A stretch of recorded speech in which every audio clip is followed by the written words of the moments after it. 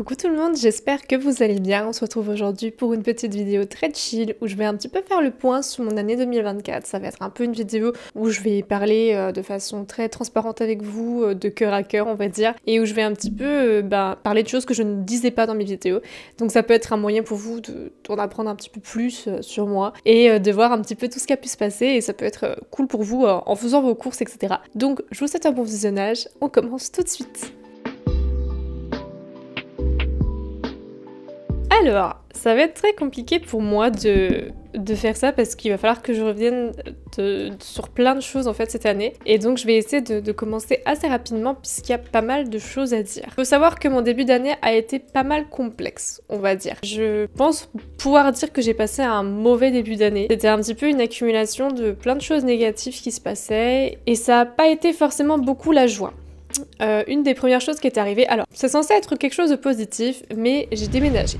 Alors, je m'explique. Quand on déménage, c'est toujours fascinant, on est content parce que, vous savez, l'année dernière, je cherchais mon appart, je galérais parce que je trouvais pas d'appart, et quand j'ai trouvé un appart, j'étais trop contente. Sauf que, il faut savoir que j'ai déjà déménagé pour mes études, j'étais à Besançon, du coup, la semaine, dans mon appart avec une coloc, et le week-end, je rentrais chez mes parents. Le truc, c'est que c'est bien différent quand tu déménages pour être dans tes études et quand tu déménages à la fin de tes études, parce que là, globalement, je déménageais parce que j'avais terminé mes études à Besançon, et que du coup je voulais me réinstaller en Alsace, mais c'est différent parce que t'as plus ce truc de tu rentres chez tes parents le week-end, maintenant tu vis chez toi. Et en fait je crois que c'est un peu coupé le cordon ombilical, où ça m'a un petit peu cassé quelque chose parce que ça a été très très compliqué, et en fait pour vous expliquer, quand j'ai emménagé, et le premier jour où j'étais chez moi toute seule, je regardais les murs, je vous jure, je regardais vraiment les murs et je me disais c'est pas chez moi, je ne veux plus être là, je veux rentrer chez mes parents, je veux même retourner à Besançon s'il faut, mais c'est pas chez moi, je ne me sens pas bien. Et ça a été le cas pendant très longtemps, hein. Il faut savoir que je me suis pas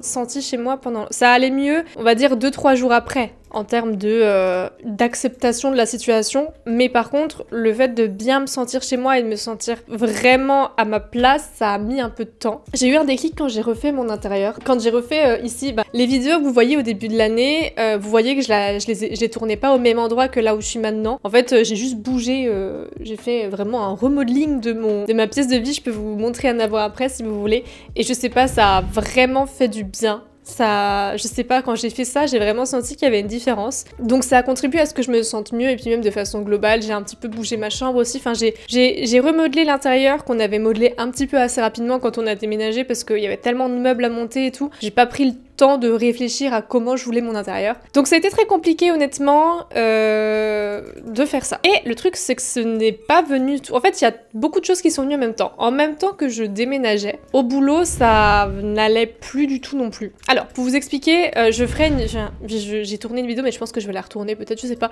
Mais j'ai déjà fait une vidéo qui vous explique un petit peu plus en détail le problème avec mon travail qu'il y a eu. Donc je sais pas quand elle sortira, mais parce que c'est lié à mon projet professionnel, dont je vais en parler dans cette vidéo aussi. Du coup, je vais pas rentrer trop dans les détails, mais juste pour vous dire que j'ai fait mon alternance pendant 2 ans dans une agence de com. Grossièrement, cette agence a fermé entre gros guillemets, et du coup, comme on était un groupe d'entreprise, on n'a plus travaillé pour l'agence de com, mais pour l'entreprise. Donc, ce qui a fait que moi, en même temps que je déménageais, y a eu cette fermeture entre gros guillemets de l'agence de com, et ce déménagement en gros parce que du coup on a commencé à travailler dans d'autres locaux. Les gens on les connaissait parce que comme on est un groupe et qu'on est tous ensemble, on se connaissait, mais je veux dire, moi mon travail c'était plus du tout le même, et j'ai commencé à vraiment avoir du mal beaucoup avec le patron malheureusement, qui est vraiment super sympa et très gentil. C'est pas ça le souci, c'est que au niveau de ce qu'il me demandait et de ce que je voulais faire, ça n'allait pas. On était plus sur la même longueur d'onde, on va dire. Ça me correspondait plus vraiment. Et du coup, donc oui, c'était vraiment un problème de longueur d'onde. Il me demandait des choses qui, moi, je trouve... je tolère pas. Après, c'est peut-être parce que cette génération Z dont je fais partie, c'est la Z, je crois, on tolère plus certaines choses. Et par exemple, j'en parle dans la vidéo que je sortirai, mais il était 8h30. j'étais en route pour aller chercher... Ah mais oui, du coup, j'ai mes plantes là-bas. J'étais en route pour aller chercher des produits qu'on... En fait, avec l'agence de com, à l'époque, on personnalisait des produits. Et donc, comme j'habitais pas trop loin du producteur, j'allais les chercher. Sauf que, normalement, je commence à 9h. Donc, à 8h30, j'étais sur la route pour chercher... Je partais plus tôt pour aller chercher les produits, pour arriver, du coup, comme d'habitude, à 9h. Sauf qu'à 8h30, je suis sur la route et le patron m'appelle. Donc, forcément, je ne réponds pas, puisque je vais vous parler d'une autre anecdote qui m'est arrivée plus tôt dans l'année. Mais j'avais pas envie que ça m'arrive à nouveau, donc j'ai pas répondu. Je vous expliquerai pourquoi, vous comprendrez très vite pourquoi j'ai pas répondu. Et du coup, quand je suis arrivée au boulot, même pas 2 minutes après, il est venu, il m'a dit tu réponds pas au téléphone et tout. J'étais il est 8h30 quoi. J'étais sur la route, je vais pas te répondre. Et puis c'était ah ouais mais moi je t'arrange les choses et puis toi tu le fais pas, parce qu'effectivement un dimanche quand j'étais aux Eurockéennes. Oh, j'ai terminé. Attendez, pause. J'ai terminé le parcours des pionniers. Attendez, c'est génial. Je vais enfin récupérer le cache-oreille. Il se voit même pas avec mes cheveux. Ah, c'est trop bien. Je vais le laisser. Mais ça fait peut-être beaucoup le cache-oreille avec les oreilles, non? De machin. Mes petites oreilles de petit elfe. On va rester comme ça, je trouve ça mignon. Et en fait, le problème, c'est que il m'a engueulé devant... C'est un open space, il m'a engueulé devant tout le monde. Et il y a plein de fois où, vraiment, je peux plus vous le refaire parce que voilà, c'était à l'époque, mais c'était vraiment, il me reprenait pas, juste, il m'engueulait vraiment en mode c'est pas possible, c'est pas professionnel, et même une fois, il m'a limite tenu responsable, moi, d'un problème sur le site internet, alors que moi, ok, je gère la com, mais le site internet, on a un développeur web qui s'en occupe. Et en gros, il me reprochait à moi de ne pas avoir vu cette erreur-là sur le site. Grosso merdo, pour dire que y a des choses je tolérais plus, et déjà que c'était compliqué parce que les tâches qu'on me demandait c'était plus du tout mon job. Par exemple, je devais répondre au téléphone, ça, ok, ça fait partie de la communication d'une entreprise. Attends, mais quoi? Oh bah mince alors, attends, j'ai pas fait de poudre de jardin depuis avant? Je suis teubée à ce point? Ou j'en ai ouvert peut-être un autre? Mais attendez, je suis bête. I am totally crazy. Ah mais du coup, attendez, je suis allée chercher mes plantes et j'ai oublié de crafter la poudre de jardin. Mais je suis fatiguée. Donc répondre au téléphone, c'est pas un souci. Le souci, c'était que les clients, ils me demandaient tout bonnement des questions sur les produits que vendait l'entreprise. Or pour moi, c'était tout nouveau du coup, et donc je savais pas forcément quoi répondre. Et ils avaient des problèmes sur leur compte, et il fallait leur faire des devis, il fallait leur envoyer des offres de prix, enfin des trucs comme ça. Moi je ne fais pas ça, c'est du marketing ou du commerce, mais moi je n'ai pas fait d'études de marketing, j'ai fait des études de com. C'est une branche très précise du marketing, et quand tu fais de la com, tu sais pas forcément faire du marketing. C'est vraiment deux choses très distinctes. Et donc ça me plaisait plus du tout, parce que la com, moi ce qui me plaît, c'est toute la partie créative, c'est le fait de créer, le fait d'exprimer ta créativité, tout en ayant cette stratégie, vous voyez, de communication. Mais là, moi, ce que je faisais, c'était du travail robotique de bureau, et ça ne me plaisait pas du tout. Je n'aime pas les tâches administratives. Bref, tout ça pour dire que le fait que ça n'aille pas au boulot, ça a été très compliqué pour moi. Vous ne l'avez peut-être pas remarqué dans mes vidéos. Peut-être que pour vous, c'était pas très transcendant que ça n'allait pas, et tant mieux. Après, je suis quelqu'un de très mauvaise pour dissimuler mes émotions, et les gens à mon boulot le voyaient très bien que ça n'allait pas. Et je pensais pas qu'ils le voyaient, et un jour, il y a vraiment ma collègue qui m'a dit ça va? Et presque tout le temps, ma collègue, mon ancienne directrice, elles étaient là. Ça va? Et elle me demandait jamais ça avant, quand on était encore dans l'agence de com, donc j'étais là. Ok, je crois qu'elles ont capté que ça va pas. Et elles ont capté avant moi que ça n'allait pas, parce que moi, je restais dans mes illusions que tout allait bien et qu'il y avait pas de problème. Mais effectivement, ça n'allait vraiment pas. Donc, ceci étant fait, je vous ai dit avant que je voulais vous parler d'une anecdote qu'il y a eu par rapport à pourquoi j'ai pas répondu au téléphone à mon patron. Parce que j'ai fait une grosse connerie, et comme je vous ai dit que j'allais être totalement transparente avec vous, je voulais vous en parler puisque c'est arrivé approximativement en même temps de quand j'ai déménagé. Donc je vais vous la raconter en tant qu'anecdote. Donc à ce moment-là, il y avait encore Émeraude et l'agence de communication, elle était encore à peu près là. Je crois, à peu près. Donc ça allait encore, c'était avant que je déménage, mais c'était dans la même période, le même mois. Ma collègue m'avait demandé de l'emmener au garage parce qu'elle devait chercher sa voiture. Donc je l'emmène au garage, c'était à la fin du boulot. Et en fait, ma mère avait essayé de m'appeler plusieurs fois. Et j'y ai pensé en roulant. Vous voyez la connerie venir, je l'ai rappelé en roulant. Sauf que j'avais encore mon ancienne voiture et qu'il n'y avait pas le CarPlay, tout ça. Et donc, pour vous dire un petit peu, c'est très mal et j'assume totalement que c'est mauvais et j'en suis pas fière. Mais en gros, je l'appelais avec le téléphone comme ça. En fait, vous savez, j'ai le petit truc de Horsetail, je crois. Je l'avais mis comme ça et je l'appelais comme ça. Tout simplement pour avoir encore mes mains de libre, donc j'avais mes 2 mains sur le volant, mais je voulais l'appeler parce que je stressais beaucoup trop et ça fait que j'aurais dû me mettre sur le côté. Mais j'ai pas eu cet instinct-là, et voilà, on fait tous des erreurs. Et bien évidemment, à un moment donné, je regarde dans mon rétro et je vois les flics avec les gyrophares. Je me dis, là encore, j'ai encore le culot de me dire, putain, ils sont en intervention, je vais me mettre sur le côté pour qu'ils puissent passer. Pas du tout! C'était totalement pour moi. J'ai mis approximativement 1 seconde pour m'en rendre compte. Et sachez que j'étais encore au téléphone avec ma mère à ce moment-là. J'étais là, maman, je crois que j'ai fait une bêtise. Et donc ils m'ont arrêtée. Et du coup ils m'ont demandé si j'avais déjà fait une infraction comme ça. J'ai dit bah j'ai tous mes points, j'ai jamais commis ça, j'ai jamais eu problème avec le téléphone au volant. Vraiment c'est la première fois. Et je me suis excusée. J'étais là, s'il vous plaît, s'il vous plaît. J'étais là, ils vont être compatissants. C'est la première fois que ça m'arrive. J'avais pas le téléphone comme ça et j'étais pas les yeux rivés sur l'écran. J'étais les yeux rivés devant. Juste, je le tenais dans ma main et en vrai, c'est comme s'il y avait le CarPlay en fait. Parce que le CarPlay, en gros, c'est genre, tu peux téléphoner, mais comme c'est sur la voiture et que t'as pas besoin d'avoir le téléphone en main, ça passe. Là, je l'avais juste comme ça, je tenais les 2 roues, bah ça passait. Enfin, je tenais le volant, bah ça passe pas. Et belle surprise, puisque les policiers, c'était même pas les gendarmes, les policiers ont eu la gentillesse de pas du tout tenir compte de ça et de bien me foutre une amende et de me retirer les 3 points. En soi, c'est compréhensible, ils appliquent leur boulot et c'est normal qu'ils aient fait ça et c'est moi la fautive, c'est pas eux. Mais j'avoue que je suis deg parce que 3 points ça met une plombe à être récupéré et que pour le coup, je sais que j'aurais pu mettre des gens en danger, mais il y a beaucoup pire et je suis sûre que pour beaucoup pire, certains ont eu juste un avertissement. Et je sais, enfin en tout cas eux pouvaient pas le savoir, mais je sais que je suis de bonne foi et que vraiment j'étais sincère quand je disais que je recommencerais pas. Donc voilà, c'est ma faute hein. Je suis pas en train d'accuser qui que ce soit d'autre que moi puisque c'est de ma faute et c'était à moi de pas faire ça, donc vraiment ne le faites jamais. Bah déjà pour la sécurité des autres, je l'ai plus fait. Mais aussi pour votre bien aussi, parce que l'amende était salée et les points, ça fait mal. Et je tiens à dire aussi que j'en ai un petit peu marre, puisque j'ai commis l'infraction en janvier, ils n'ont pris en compte l'infraction qu'en mai. Et ça, je trouve ça pas normal du tout par contre, parce qu'au bout d'un moment, tu perds 5 mois, parce que du coup, ça commence à partir de mai. À partir de mai, donc en mai 2027 seulement je retrouverai mes points alors que ça aurait pu être en janvier. Ça paraît que 5 points mais en vrai en 5 mois c'est énorme. Donc voilà, je suis un peu deg. Mais bon, ça c'est un autre sujet. Donc là encore, c'était une chose qui m'a bien mise mal mais c'était pas fini. Si vous pensiez que mon année était repartie de plus belle, vous vous trompez. Puisque juste après, ma voiture m'a lâché. Donc là j'avais déjà déménagé mais un matin...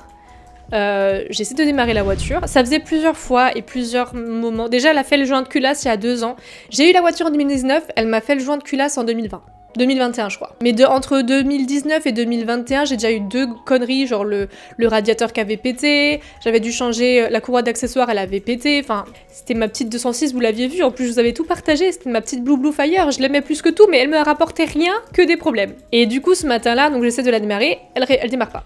Je réessaie de la démarrer, elle démarre pas. Je réessaie de la démarrer, elle démarre pas. J'appelle déjà ma directrice pour lui dire écoute, je suis désolée, mais je crois que je dois être en télétravail parce que ma voiture ne veut pas démarrer. Et au moment où je l'appelle, elle démarre. Elle a dû sentir le truc. Donc elle démarre et de là, je me suis dit je vais l'emmener au garage parce que c'est pas normal. Donc je la dépose au garage qui est juste à côté de chez moi, enfin à côté de mon boulot du coup. Et là encore, je tombe des nues puisqu'ils me disent alors madame, le constat est très clair, hein, c'est le joint de culasse.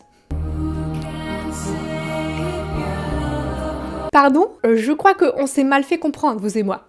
J'ai changé le joint de culasse il y a 2 ans, voire 3 max. C'est pas normal ça, c'est pas possible. Il y a un problème. Un joint de culasse, c'est peut-être tous les 100 000 km, tous les 80 000 peut-être. Mais là, en 2 ans, c'est impossible. Donc là, j'ai niveau... Par contre, c'est horriblement gênant parce que du coup, j'ai fondu en larmes dans le garage. Genre, au garage, quoi, j'étais là... Ah, mais moi, vous savez, parce que elle me l'a déjà fait il y a 2 ans, vous savez combien c'est 1800 €. Est-ce que je touche ça, moi, avec mon alternance? Pas du tout. J'ai un loyer à payer, j'ai trop de charges. J'étais au bout de ma life. Vraiment, là, il y avait trop de problèmes. J'étais là en mode, mais c'est quand que ça va s'arrêter, quoi? Et donc, j'ai appelé ma mère et on s'est dit... Ça sert plus à rien que t'investisses dans cette voiture qui date de 2006 quand même, qui est assez vieille, pour laquelle mes parents avaient déjà dû m'aider pour le joint de culasse. Là, ils pouvaient plus m'aider, c'était plus possible. Et donc, on a pris la décision que j'allais voir pour faire comme elle du leasing. Donc en soi, c'est marrant parce que ça, pour le coup, et je pense que je suis très dans l'univers, tout ça, et je pense que beaucoup de choses qui me sont arrivées cette année sont arrivées pour une raison bien spécifique. Mais ça faisait pas mal de temps que je voulais changer de voiture, mais que je franchissais pas le pas pour X ou X raison, on ne sait pas. Et je pense que ça, c'est un signe qui me disait... Là, c'est le moment, Alicia. Là, arrête de perdre du temps, il faut y aller. Et du coup, bah maintenant, j'ai une belle petite Peugeot 208. C'était celle que j'ai toujours voulu en plus.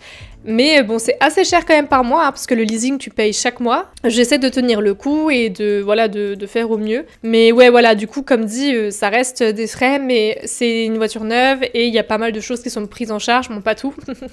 Donc, j'ai pris la décision de me séparer de Blue Fire. Je ne sais absolument pas où elle a fini. Mais tout simplement opter pour ce leasing. Donc en soi j'ai une belle voiture et je suis trop contente, j'ai toujours voulu avoir une nouvelle voiture, c'est ce que j'ai toujours rêvé finalement. En fait à chaque fois je me disais j'aimerais avoir une voiture avec un meilleur son et tout, enfin j'ai tout ce que je voulais mais ça a un prix et il faut que je sois très prévenante par rapport à ça. Et ce n'est toujours pas fini, on est encore dans la partie je crois que c'est la dernière partie là vraiment négative de cette année, c'est, et vous l'aurez remarqué, la fin de l'équitation pour moi.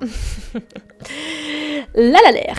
Alors, je vais peut-être pas rentrer trop dans les détails parce que sinon ça va prendre une plombe. Je pensais peut-être consacrer une vidéo spéciale soit pour les membres, soit quand même la sortir à tout le monde qui vous explique plus en détail ce qui s'est passé. Mais globalement, on va dire que ça m'a appris une bonne leçon puisque...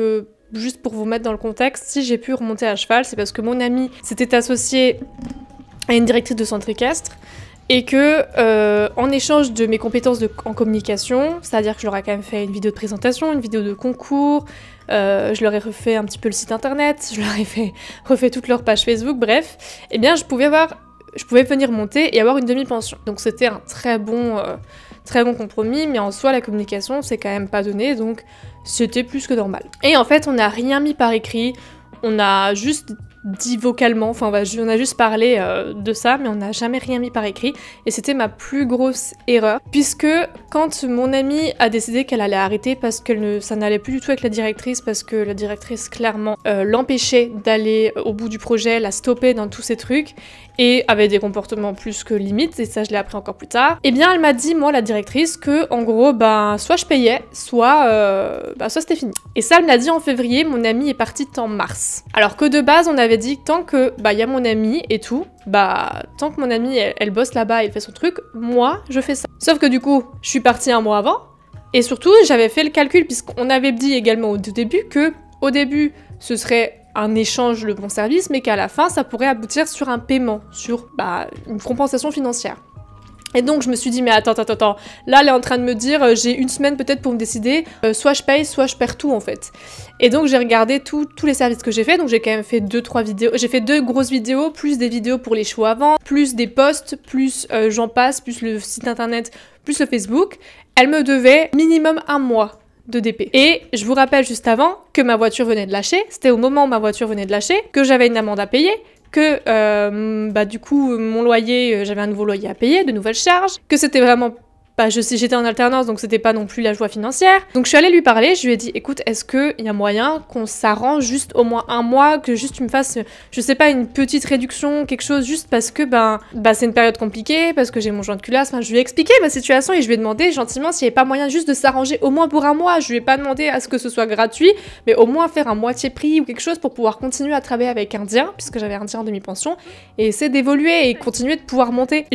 C'est la discussion la plus dégueulasse de toute ma vie. Elle m'a regardée avec aucune humanité. Le regard, c'est super important, c'était un regard froid. C'était comme ça. C'était pas ok, je comprends, il y a pas de problème, c'était comme ça. Vraiment, rien à faire, vraiment rien à faire de ce que je lui disais. Et elle a osé dire que mon comportement était limite inadmissible, quoi, que j'avais pas à faire ça. Et en fait, du coup, c'était avant un cours. Donc, comme d'habitude, quand Ali, elle est pas bien, avant d'aller dans le cours, je suis allée, du coup, préparer un DIA. J'étais dans le box en train de chialer en me disant, c'est la merde, quoi, c'est foutu. Et en fait, ce manque d'humanité, j'étais vraiment en train de réaliser qui était vraiment cette directrice. A craché sur le dos de mon amie aussi, parce que mon amie, elle avait ses raisons de partir qui venaient la directrice elle-même, et la directrice, elle a bien menti sur son dos. Et récemment, pour mon travail, donc ça je vais vous en parler, j'ai revu une amie du club qui montait encore là-bas quand moi je suis partie, qui est partie parce qu'elle a aussi eu une mauvaise expérience avec cette directrice, et puis j'ai appris qu'elle avait encore menti sur mon amie, donc pas trop sur moi apparemment, mais si c'est possible qu'elle ait menti sur moi. En plus, certaines filles de là-bas s'envoyaient entre elles mes vidéos, ça je le savais déjà quand j'étais là-bas, et j'en avais rien à faire, parce que c'est bon, j'ai déjà vécu ça dans un centre équestre, c'est pas parce que je fais des vidéos pour moi que je vais m'empêcher de le faire parce qu'il y a des filles qui sont en train de se les envoyer dans le club. Je veux dire, dès les premières séances où je montais indien, où c'était catastrophique, elles étaient là en train de me juger. En fait, je demande pas votre avis, en fait. Je suis là-bas pour apprendre. Je montais à l'époque, avant même que vous soyez née certaines, donc j'ai pas besoin de vos critiques, quoi. Enfin bref, il y avait des comportements là-bas. Maintenant que je prends du recul, c'était pitoyable. Et du coup, je me rends compte que j'étais super triste parce que je ne voyais plus Indien, mais d'un côté j'étais contente parce qu'en fait, Indien, et vous m'avez aussi fait réaliser ça, Indien, ça se voyait que il aimait pas, ça je l'avais bien remarqué, que Indien n'aimait pas du tout être monté, en tout cas pas en dressage, que j'arrivais à rien avec lui, que même à la fin quand je pensais arriver à quelque chose, c'était que un tout début et c'était pas sur de bonnes bases, que le cheval, il avait des tics, parce qu'il était souvent en boxe, qu'il les sortait presque jamais, il les sortait peut-être une fois dans la journée pour aller au pré, mais moi, en fait, j'allais au centre équestre et j'avais mal au cœur de faire ça. J'avais mal au cœur de le monter, donc à la fin, je faisais beaucoup de travail à pied, mais j'avais mal au cœur, en fait, d'aller le voir et tout. Et je me rendais compte qu'en fait, c'est peut-être un mal pour un bien, peut-être que le fait d'avoir arrêté, ça m'a rapproché de mes valeurs réelles.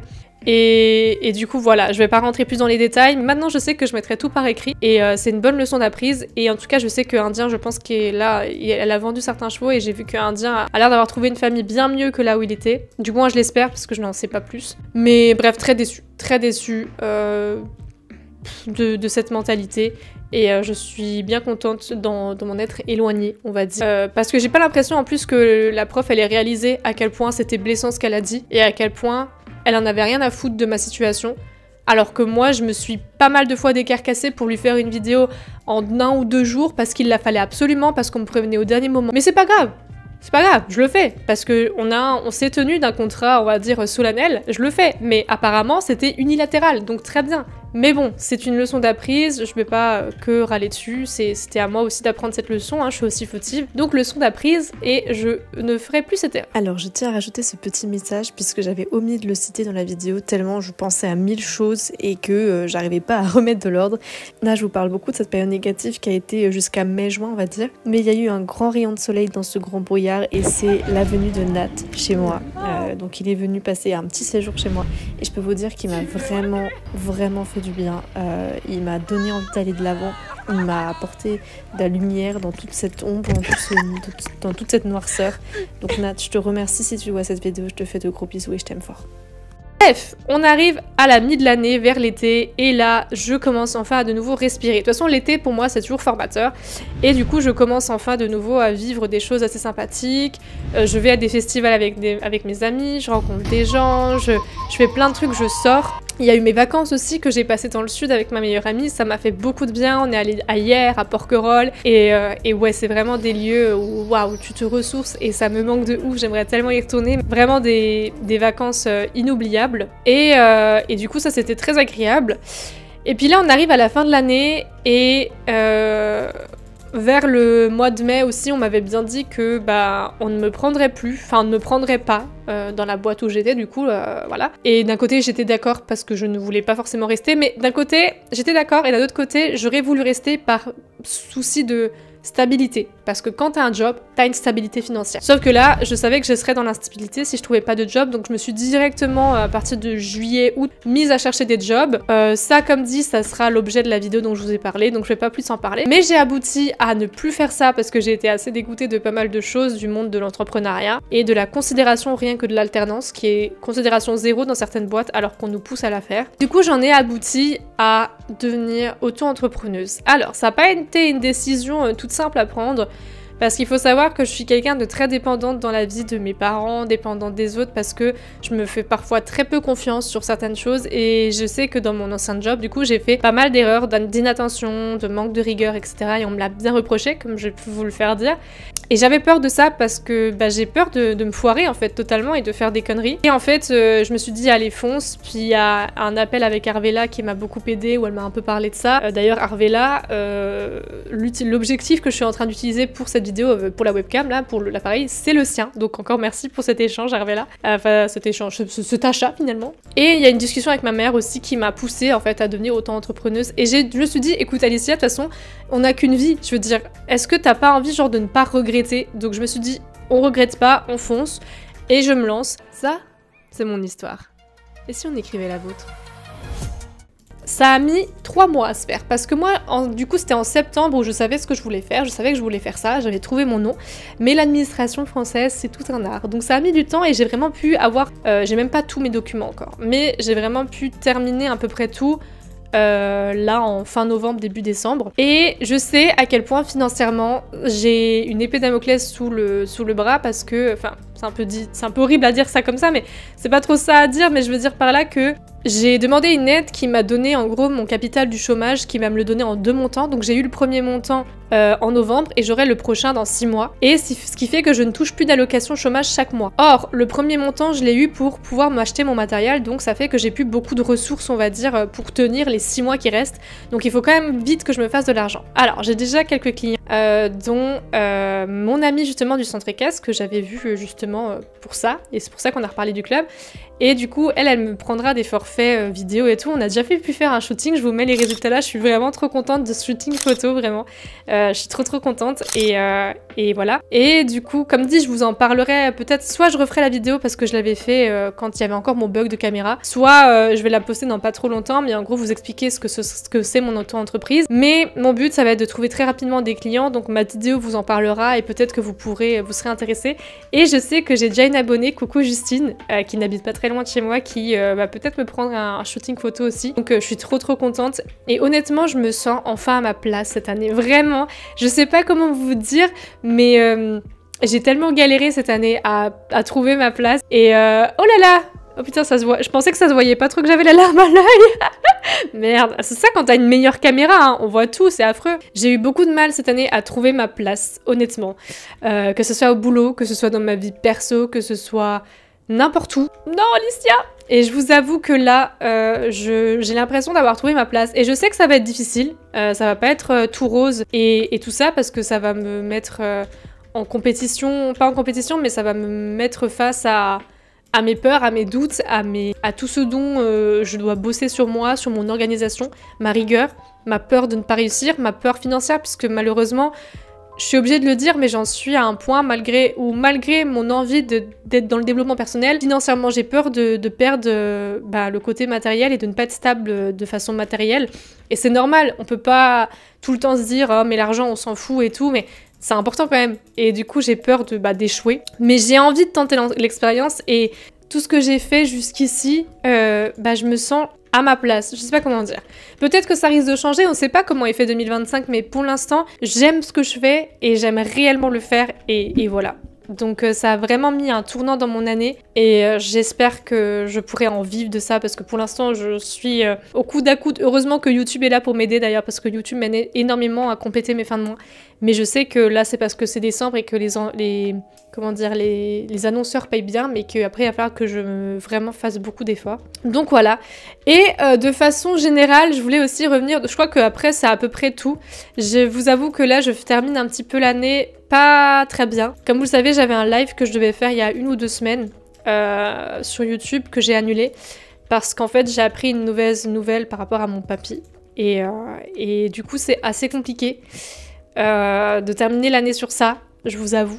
On a constamment peur pour lui et je suis vraiment pas bien par rapport à ça. Et du coup, voilà, c'était pas vraiment le meilleur moyen. Enfin, je pensais terminer l'année positivement, je vous avoue que c'est pas trop le cas. Et à l'heure où je tourne cette vidéo, on n'en sait pas beaucoup plus. Donc je veux pas m'avancer de quoi que ce soit, mais voilà, c'est très compliqué. Mais pour terminer sur une touche positive, je voulais revenir juste sur YouTube cette année. Parce que...